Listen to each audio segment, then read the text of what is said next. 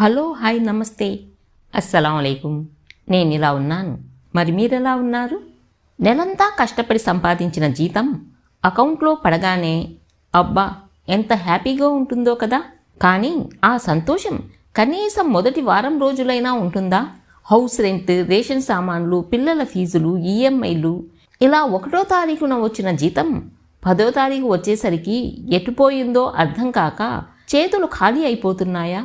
ఎంత సంపాదించినా సరే నెల ఆఖర్లో మళ్ళీ ఎవరినైనా అప్పు అడగాల్సిన పరిస్థితి వస్తుందా? అయితే సమస్య మీ సంపాదన తక్కువగా ఉండడం కాదు, వచ్చిన డబ్బును ఎలా ఖర్చు చేయాలి, ఎలా పొదుపు చేయాలనే మనీ మేనేజ్మెంట్ ప్లానింగ్ లేకపోవడమే.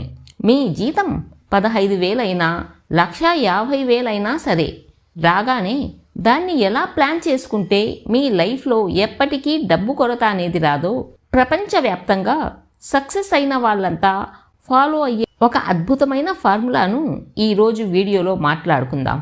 జీతం రాగానే మనం చేసే అతిపెద్ద తప్పు ఏమిటంటే నచ్చిన వస్తువులు కొనేయడం లేదా షాపింగ్ చేయడం. కానీ తెలివైన వాళ్ళు ఎవరైనా సరే జీతం చేతికి అందగానే ముందుగా 50% డబ్బును పక్కన పెడతారు. ఈ 50% బడ్జెట్ ఖచ్చితంగా మీ అవసరాల కోసం మాత్రమే. అంటే ఇవి లేకపోతే మీ రోజువారీ జీవితం గడవడం అసాధ్యం.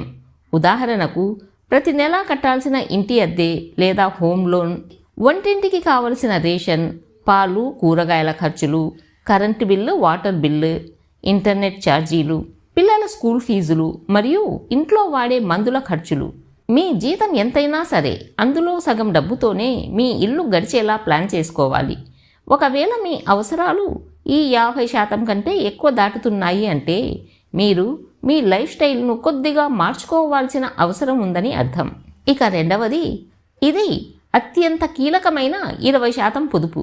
చాలామంది మిడిల్ క్లాస్ వాళ్ళు చేసే తప్పు ఏమిటంటే జీతం రాగానే ఖర్చులన్నీ పెట్టేసి నెలాఖరులో ఏమైనా మిగిలితే దాచుకుందాం అనుకుంటారు. కానీ అలా ఎప్పటికీ రూపాయి కూడా మిగలదు.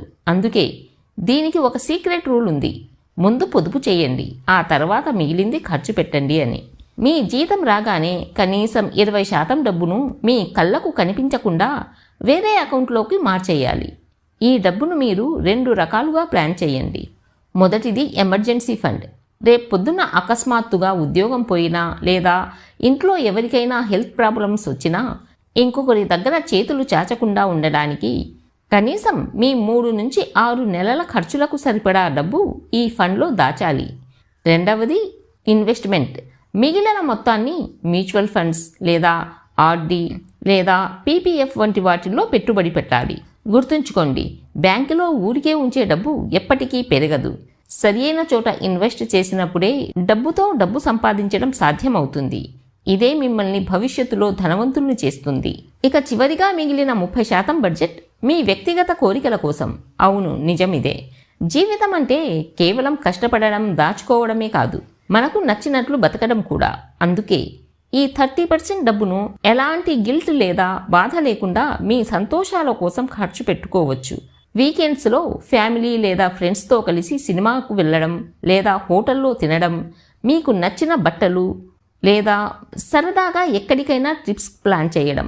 అయితే ఇక్కడే ఒక చిన్న కండిషన్ ఉంది: ఈ కోరికల ఖర్చు ఎప్పుడూ మీ జీవితంలో 30% దాటకూడదు.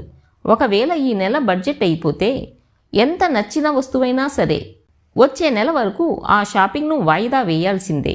ఇక్కడ ఒక బోనస్ టిప్ ఉంది చూడండి. 48 గంటల నియమం పెట్టుకోండి. ఆన్లైన్లో ఏదైనా వస్తువు చూడగానే కొనేయకండి.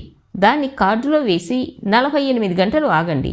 2 రోజుల తరువాత కూడా అది మీకు నిజంగా అవసరమే అని అనిపిస్తే కొనండి. చాలా వరకు అది అనవసరపు ఖర్చు అని మీకే అర్థమైపోతుంది. సంపాదన ఎంత అన్నది ముఖ్యం కాదు, దాన్ని ఎలా మేనేజ్ చేస్తున్నామన్నదే ముఖ్యం. ఈరోజు మీ జీవితాన్ని 30-50-20 పద్ధతిలో ప్లాన్ చేసుకోండి. లైఫ్లో ఎప్పటికీ డబ్బు కొరత అనేది రాదు. ఈ వీడియో మీకు నచ్చినట్లయితే లైక్ చేయండి, షేర్ చేయండి అండ్ సబ్స్క్రైబ్ చేయడం మర్చిపోవద్దు. మరో మంచి వీడియోతో మళ్ళీ కలుద్దాం.